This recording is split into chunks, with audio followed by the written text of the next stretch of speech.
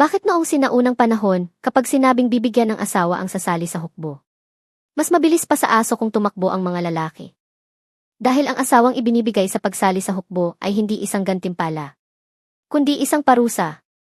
Kung hindi ka naniniwala, dadalhin kita pabalik sa sinaunang panahon, para personal mong tanggapin ang asawa mo.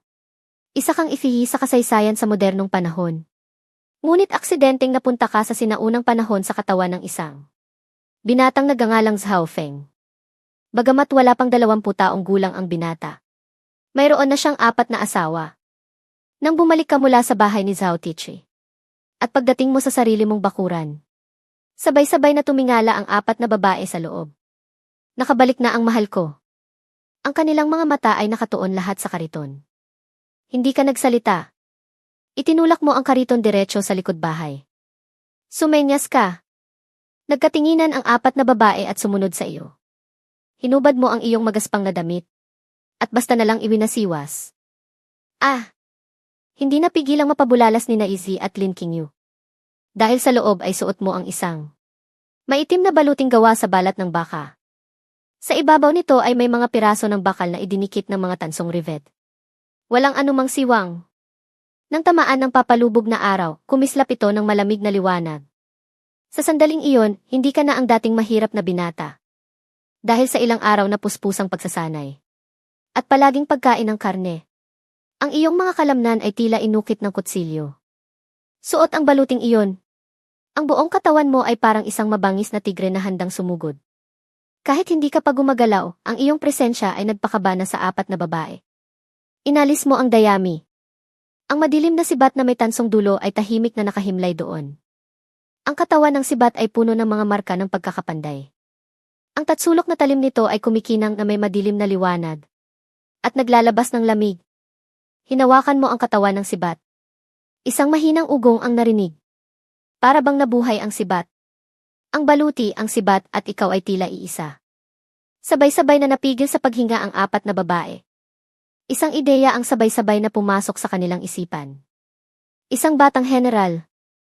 Mahal, ang gilas mo. Namula ang mukha ni Izzy. Puno ng ningning ang mga mata ni Chen Qingshu. Ito ang lalaking matatag at maaasahan sa kanyang puso. Sa tingin ni Lin Qingyu ay may bahid ng pag-aalala. Alam niyang ang ganitong sandata ay ginawa para pumatay. Tanging si Chazi lang ang nakakaintindi. Iyon ang pagkabigla na mararamdaman lang pagkatapos makakita ng libu-libong sundalo. Ang bagsik ng sibat na ito ay hindi mapapantayan kahit na mga mamahaling sibat sa mansyon ng general. Tinimbang-timbang mo ito sa iyong kamay. Kumukulo ang iyong dugo. Walang imik sa bakuran. Sinimulan mong isagawa ang Zhou Spear technique na itinuro sa iyo ni Chazi. Sa sandaling iyon, nagbago ang hangin. Ang iyong sibat ay parang isang dragon. Napunit ang hangin. Isang malakas na tunog. Ang anino ng sibat ay humahagupit. Ang malakas na hangin ay nagpaikot sa mga tuyong dahon sa lupa. Isang saksak, isang hiwa. Ang lakas ng hangin ay mabangis. Tila kayang butasin ang langit. Ang bagsik nito ay nakakapigil hininga. Natulala si Chazi. Parehong teknike ng sibat. Pero sa iyong mga kamay, mas dominante pa ito kaysa sa matandang general. Umiling siya, hindi makapaniwala. Baka namamalik mata lang ako. Itinigil mo ang sibat at tumayo. Umuusok ang init mula sa iyong katawan. Hindi mo sila ginalaw ngayong gabi. Pero may desisyon ka na sa iyong puso, aalis ka bukas. Hindi tiyak ang buhay at kamatayan. Sa mga susunod na araw, kailangan mong itanim ang iyong binhi. Hindi maaaring maputol ang lahi ng pamilyang Zhao. Sa sumunod na 5 araw. Sa umaga, puspusan kang nagsasanay ng spear technique. Sa gabi, para kang isang magsasaka na nagtatanim. Ang 4 na bukirin ay hindi mo pinalampas gabi-gabi. Sa ika-5 gabi, si Chen Qingshu na ang pagkakataon. Nang lalapit ka na, bigla siyang namutla. Tinakpan ang bibig at naduwal. Natigilan ka at napuno ng tuwa ang iyong puso. Niyakap mo siya. At pinatulog ng mahimbing. Kinaumagahan. Nagpatawag ka ng isang matandang doktor at kinapa ang kanyang pulso. Siya ay gumiti at sinabing, binabati kita. Buntis siya, mahigit 1 buwan na. Ha. Magkakaanak na ako. Sa sobrang tuwa, binuhat mo si Chen Qingshu. At umikot-ikot sa bakuran. Nang gabing iyon, Kinatay mo ang huling manok sa bahay. Naghanda ka ng alak at karne. Nagkaroon ng masayang salu-salo ang pamilya. Buntis na si Chen Qingshu. Kaya hindi mo na siya maaaring galawin. Ngunit ang mahalagang tungkulin na ipagpatuloy ang lahi ay hindi maaaring tumigil. Sina Yizi at Lin Qingyu at si Chazi ay muling nasaksihan ang iyong lakas na parang bundok at dagat. Ika-6 na araw, madaling araw.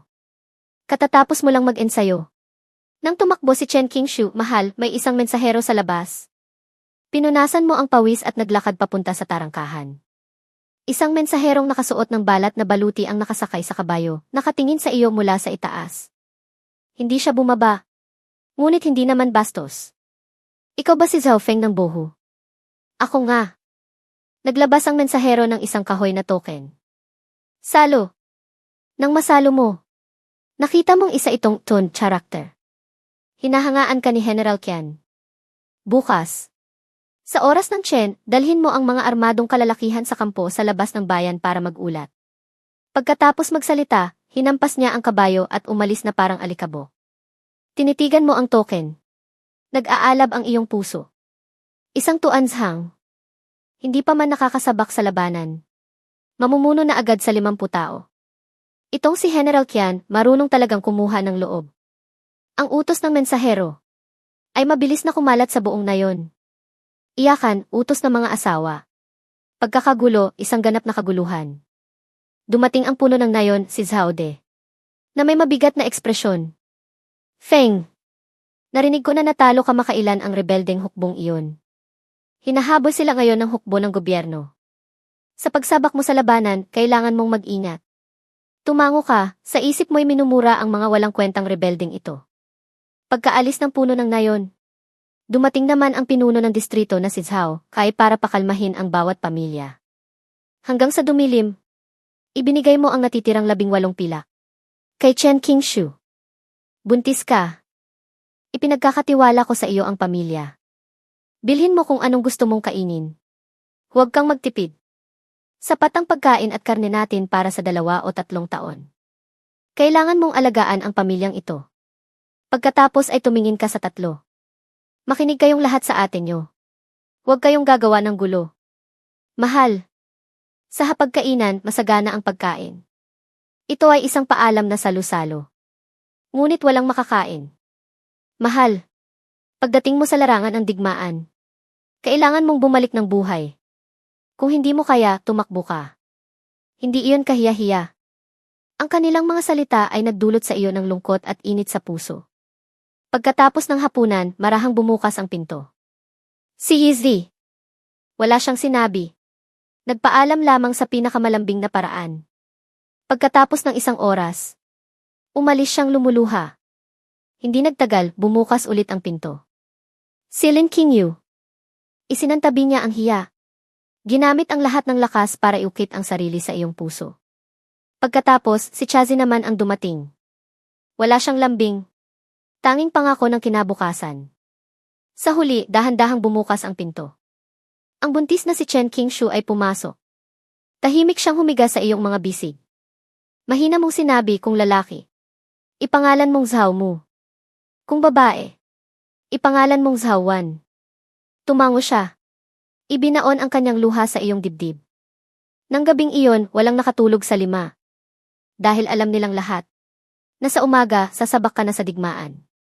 Kinaumagahan, bago pa man sumikat ang araw. Nagising ka na. Wala na sa tabi mo. Tanging kaunting init na lang ang natira.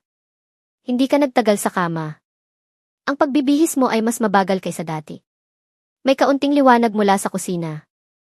Sa mesa, may mainit na lugaw na may karne at mga tinapay. Naroon sina Chen Qingshu at Yizi. Sina Lin Qingyu at Chazi ang 4.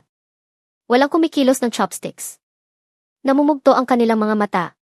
Halatang hindi nakatulog.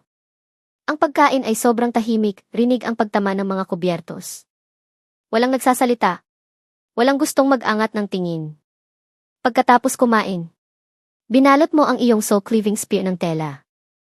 Muli mong isinuot ang baluting gawa sa balat ng baka. Ang pana, baon, at damit ay pinagsama-sama mo sa isang balutan. Gamit ang isang pingga. Sa isang dulo ay ang sibat. Sa kabila ay ang iyong mga gamit. Tila si Linchong na muling nabuhay. Aalis na ako. Tumingin ka sa kanila, medyo paos ang iyong boses. Mahal, ihahatid ka namin sa pasukan ng nayon. Si Chen Qingshu, hawak ang kanyang maliit na tiyan. Ang unang tumayo. Sumunod din ang tatlo. Puno ng determinasyon ang kanilang mga mata. Hindi ka tumanggi. Sa daan ng nayon sa umaga, makapal ang hamog. Ang anino ng 5 ay napakahaba. Ang pigil na pag-iyak ng 4 na babae ay napakahina. Pero bawat hikbi ay parang maliit na martilyo na pumupukpok sa iyong puso. Pagdating sa pasukan ng nayon, sa ilalim ng malaking puno, marami ng tao. Mga sundalo, asawa, anak, matatanda. Iyakan at mga bilin ang magkahalong maririnig. Puno ng bigat ang hangin. Ang puno ng nayon na si Zhao De. At ang pinuno ng distrito na si Zhao Kai ay nakatayo sa harap ng mga tao. Lumapit si Zhao De. Tinapik ng malakas ang iyong balikat. Feng! Sa mga kabataang ito, ikaw ang pinakamagaling. Pagdating doon, alagaan mo sila. Tiningnan mo ang mga mukhang nalilito o natatakot. O nagpapanggap na kalmado. Seryoso kang tumango. Tio! Huwag kayong mag-alala. Hanggat humihinga pa ako, si Zhao Feng. Sisiguraduhin kong makakabalik sila ng buhay. Nang dumating ang oras, nagsimula nang magpaalis ang pinuno ng distrito. Itay! Inay, aalis na po ako. Asawa ko, kailangan mong bumalik ha. Nakakadurog ng puso ang mga iyak. Ang 50 lalaki ay lumingon ng paulit-ulit. Sa huli, tinahak pa rin nila ang daan papunta sa bayan. Pagkalipas ng ilang kilometro, bigla kang huminto. Ibinaba mo ang iyong dala. At humarap. Itigil niyo ang pag-iyak. Hindi malakas ang iyong boses. Ngunit nagulat ang lahat. Mula ngayon, hindi na kayo mga anak. Hindi asawa. At hindi ama. Kayo ay mga sundalo.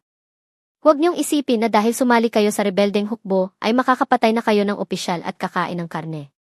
At magbibigay ng karangalan sa pamilya. Sinasabi ko sa inyo, kalokohan lahat yan.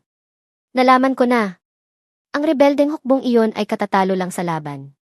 Ngayon, hinahabol sila ng hukbo ng gobyerno. Pagdating natin doon, tayo ang magiging pain. Nagkatinginan ang lahat. Ang boses mo ay lalong lumalim. Kung gusto niyong mabuhay, makinig kayong lahat sa akin.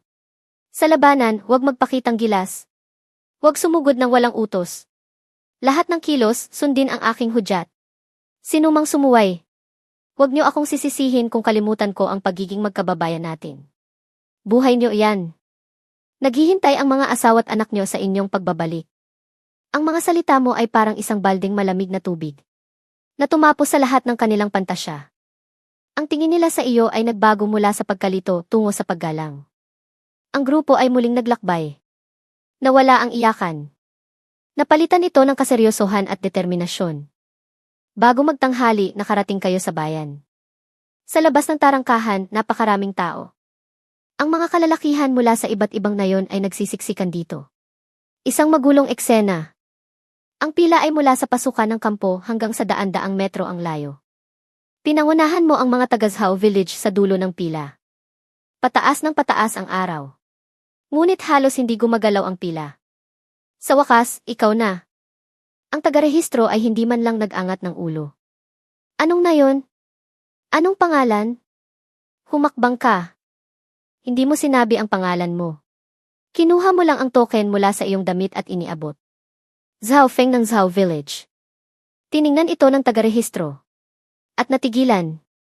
Halos mahulog ang panulat sa kanyang kamay. Bigla siyang nag-angat ng ulo. Ang pagkainip sa kanyang mukha ay biglang napalitan ng ngiti. Si Zhao Feng ng Bohu. Si Tuan Sang Zhao pala. Sandali lang po, ipapaalam ko agad. Mabilis siyang tumakbo papasok sa tolda. Ang mga taga-Zhao Village sa likod mo ay natulala. Anong nangyayari? Hindi nagtagal, bumukas ang kurtina ng tolda. Isang matipunong figura ang lumabas. Si Qian Chong. Lumapit siya sa iyo. Tiningnan ka mula ulo hanggang paa. At ngumiti. Isang malakas na tapik sa iyong balikat. Magaling na bata. Tunay na lalaki ka nga. Alam kong hindi ako nagkamali sa iyo. Lumapit siya. At bumulong. Nakausap ko na ang mga nasa itaas. Ang 50 kataong unit mo, ikaw ang pipili. Nasa loob ang listahan ng mga sundalo. Piliin mo kung sino ang gusto mo. Ngunit nagbago ang kanyang tono. Pero sa sarili mong ngayon, hanggang 10 lang ang pwede mong piliin. Iyan na ang pinakamalaking pabor na maibibigay ko sa iyo. Nag-init ang iyong puso at biglang napuno ng galak. Maraming salamat sa tulong niyo, General. Ang makapili ng sariling sundalo. Hindi ito maliit na bagay. Nangangahulugan itong magkakaroon ka ng sarili mong puwersa. Sige na, tama na ang salita. Pumili ka na ng mga tao. Aalis tayo mamayang hapon. Qian Chong ay pumasok na sa tolda pagkatapos magsalita. Hindi nagtagal, isang sundalo mula sa logistics ang tumakbo papalapit, may dalang balutan. Tuan Sang Zhao. Ito po ang baluti at espada na pinabibigay sa inyo ng general. Kinuha mo ang balutan. At nagpalit ng gamit sa loob ng tolda. Nang lumabas ka ulit, nakasuot ka na ng balat na baluti. May bakal na helmet. At nakasabit na espada sa baywang. Ang iyong buong anyo ay nagbago. Ang dating simpleng taga-nayon ay naging isang tunay na tuansang ng hukbo. Natulala ang sundalo ng logistics at magalang na yumuko. Tuansang Zhao, nasa training ground po ang mga bagong sundalo. Mangyaring tumango ka at maglakad pasulong. Sa training ground, ang 50 lalaki mula sa Zhao Village ay nagsisiksikan. Lahat ay balisa. Habang tinitingnan ang mga mababangis na veteranong sundalo sa paligid. Ngunit nang makita kanilang nakasuot ng uniforme, may espada sa baywang at papalapit. Natigilan silang lahat. Kuya Feng. Zhao Feng. Pagkatapos ng panandali ang pagkagulat, nagkagulo ang mga tao. Masaya silang kumaway sa iyo. Na para bang nakakita ng isang tagapagligtas. Lumapit ka sa kanila. At sinabi ang eksaktong sinabi ni Qian Chong. Nang marinig nilang isa ka ng tuanshang na namumuno sa 50 tao. Umalingaw-ngaw ang kanilang sigawan sa tuwa. Ngunit nang marinig nilang 10 lang ang maaari mong piliin mula sa kanila. Biglang tumigil ang sigawan. Biglang tumahimik ang paligid. Sa sumunod na sandali, lahat ay desperado. Kuya Feng, ako ang piliin mo. Malakas ako. Feng, magkapit-bahay tayo. Tuan Sang Zhao, magkapatid ang tatay ko at tatay mo. Kailangan mo akong isama. 12 ng mukha. 12 ng kamay ang dumumog sa iyo. Sa sandaling iyon, nilamon ka ng mga tao. Ang mga simpleng kababayan mong ito ay itinuring kang kanilang tanging pag-asa. Ngunit dahil sa tiwalang ito, bigla silang nawalan ng kontrol. Naging seryoso ang iyong mukha. Bigla mong ikinisig. Ang iyong mga balikat, isang. Hindi nakikitang puwersa ang kumalat. Na nagtulak sa kanila paatras ng ilang hakbang. Manahimik kayong lahat. Hindi malakas ang iyong boses. Ngunit parang bakal na bumagsak. Ang otoridad na hindi mapasusubalian ay biglang nagpatahimik sa training ground. Malamig mong tiningnan ang 50 mukha. Sa tulong ng iyong eagle eye at enhanced senses. Ang ekspresyon ng bawat isa. Tibok ng puso at paghinga ay hindi maitatago. Sino ang tunay na matapang? Sino ang nagpapanggap? Sino ang takot na? Isang tingin mo lang, alam mo na. Hindi ka na nag-atubili. Malakas na isinigaw ang isang serye ng mga pangalan. Zhao Danyu. Zhao Sangou. Zhao Mankang. 10 pangalan. May matipuno, may payat. May 2 mukhang tahimik. Pero sa iyong mga mata, sila ang may pinakamatatag na puso. At pinakamaliwanag na mga mata. Ang 10 ito. Ang mga pinili mo ng pundasyon. Ang 10 tinawag ay unang natigilan. Pagkatapos ay napaiyak sa tuwa. Namula ang kanilang mga mukha. Salamat, Tuan Zhang. Kuya Feng. Gagalingan ko po. Habang ang natitirang 40. Unti-unting nawala ang kulay sa kanilang mga mukha. Ang pag-asa ay naging abo. Ang kanilang mga mata ay nawala ng buhay. Tinitingnan mo ang iyong mga kababayan. Hindi maganda ang pakiramdam mo. Ilang araw lang ang nakalipas, binigyan ka pa nila ng manok at itlog. Ngayon, mapapanood mo lang silang mahiwalay. At maging tain. Hindi ka nagpaliwanag. At hindi mo rin maipaliwanag. Tara na, sabi mo. At unang tumalikod. Sa likod mo, sumabog ang mga sumpa. Zhao Feng, isa kang walang utang na loob na lobo. Tinanggap mo ang itlog namin tapos hindi mo na kami kilala. Walang pasasalamat. Nakikita ka ng langit. Ikaw ang unang mamamatay. Huy! Isang walang kwentang tuanshang na kami ang nag-angat. Ang mga sumpang iyon ay parang mga laso na karayom. Isa-isang tumutusok sa iyong likod. Ang 10 lalaking sumusunod sa iyo ay galit na galit. Ilang beses na gustong lumingon para sumagot. Ngunit pinigilan sila ng isang tingin mo. Wala kang ekspresyon. Hinigpitan mo lang ang hawak sa iyong pingga. Namumuti ang iyong mga buko. Sa sandaling iyon, isang matikas na sundalo ang lumapit. Hindi matangkad. Mga nasa 30. Matalas ang tingin. Ang hawakan ng kanyang espada ay makintab na sa pagkakagamit. Tuansang Zhao, ako si Song Yi. Inutusan ako ni General Qian na tulungan kang pumili ng mga sundalo. Salamat, Kuya Song. Sumagot ka. Ngunit alam mo sa iyong sarili. Ang taong ito ay kunwaring tumutulong. Pero sa totoo lang, isang espiya. Ang matandang soro na si Qian Chong ay hindi talaga nagtitiwala sa mga bago. Walang masyadong sinabi si Song Yi. Pinangunahan ka lang at ang 1-0 bagong sundalo. Habang naglalakad, ipinaliwanag niya. Sa pagkakataong ito, kumuha tayo ng 500 mula sa bayan. 20 na yon sa paligid. Bawat isa 50, kaya 1,500 lahat. Binigyan ka ni General Qian ng mga sundalo mula sa 5 na yon. Bukod sa Zhao Village mo, mayroon pang Li Family Gully, Wang Family Shop, Zhang Family Store at Sun Family Harbor. Ang natitirang 40. Sa 4 na yung iyon kapipili. Taimtim mong isinapuso ang mga pangalan ng nayon. Hindi nagtagal, nakarating kayo sa kampo ng mga taga-Li Family Gully. 50 bagong sundalo ang nagsisiksikan. Kinakabahan ang itsura. Nanginginig ang mga mata. Ilang veteranong sundalo ang sumisigaw sa gilid. Para mapanatili ang kaayusan. Ngumiti si Song Yi. Gumawa ng pakiusap na senyas. Tuansang Zhao. Sige na. Lumapit ka, walang sinabi. Ibinagsak mo lang ang iyong dala sa balikat. Ang soul-cleaving spear at ang iyong mga gamit ay sabay na bumagsak. Ang malakas na tunog ay nagpakaba sa lahat. Nakasuot ka ng balat na baluti. May espada sa baywang. Tahimik na nakatayo doon. Para kang isang bundok. Ang dating maingay na kampo ay biglang tumahimik, rinig ang bawat paghinga. Muli mong tiningnan ang mga tao. Isang matipunong lalaki ang nagpapakitang gilas. Gustong ipakita kung gaano siya kalakas. Ngunit naramdaman mong malakas ang kabog ng kanyang dibdib. At nanginginig ang mga kamay. Isang nagpapanggap. Tumingin ka sa likod, isang payat na lalaki.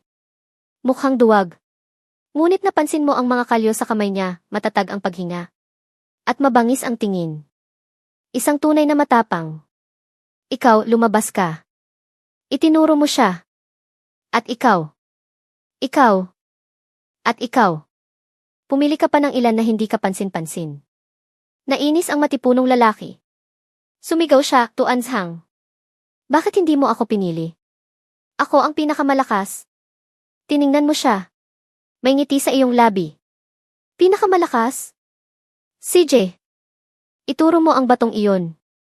Buhatin mo. Umikot ka sa training ground ng isang beses. At isasama kita. Namutla ang lalaki. Namula siya sa pagpipilit. Ngunit hindi man lang gumalaw ang bato. Biglang nagtawanan ang lahat. Nahihiya, gusto niyang magtago sa ilalim ng lupa. Hindi mo na siya pinansin. Mabilis mong pinili ang 8 pang tao. Habang pinapanood ni Song Yi ang iyong ginagawa, may bahid ng pagkamangha sa kanyang mga mata. Ang bagong tuansang na ito. Napakatalas pumili ng tao. Ang mga pinili niya ay mukhang ordinaryo. Pero lahat ay matibay ang buto. At may determinasyon sa mata. Sunod. Pumunta kayo sa kampo ng Wang Family Shop at Zhang Family Store. Hindi nagtagal, nakumpleto mo ang 40. Ang huling 1-0 ay sa Sun Family Harbor. Habang naglalakad, dumaan ang grupo sa pangunahing kampo ng mga rebelde. Sa iyong pagtingin, mga watawat na nagwawagayway. Libu-libong sundalo na nagsasanay. Ang sigawan at tunog ng sandata ay yumanig sa lupa. Isang aura ng digmaan ang sumalubong sa inyo. Ang 40 bagong sundalo ay namutla sa takot. Walang makapagsalita. Tumango si Song Yi ng may kasiyahan. Itinuro niya ang unahan. Iyon ang kampo ni Kapitan Zhang. Yung ulo niya. Yung matabang maitim na nakasakay sa kabayo at sumisigaw ay si Li Dazui. Isang mabangis na tao. Itinuro niya ang malayong kampo. Doon ang personal guard ni General Son. Ang pinakamahigpit sa buong hukbo. Habang nakikinig ka, binuo mo ang mga tao at puwersang ito. Sa iyong isipan, bigla kang nagtanong, Kuya Song. Gaano ba kalaki ang ating rebeldeng hukbo? Huminto si Song Yi sa paglakad. Sa unang pagkakataon, may pagmamalaki sa kanyang mukha. Tumingin siya sa kampo. Ngumiti siya. Ipinakita ang kanyang dilaw na ngipin. Hindi naman marami. Isang rehiyon at kalahati. 50,000 kapatid. 50,000. Tumalon ang puso mo. Hindi ito mga nagsilikas na tao. Ito ay isang puwersa na kayang makipagsabayan sa gobyerno. Kahit natalo sa laban. Kaya pa ring lumaban muli. Sa sandaling iyon, biglang kumulo ang dugo sa iyong puso. Isang ambisyon na hindi mo pa naramdaman. Ay parang apoy na nagliliyab sa iyong dibdib.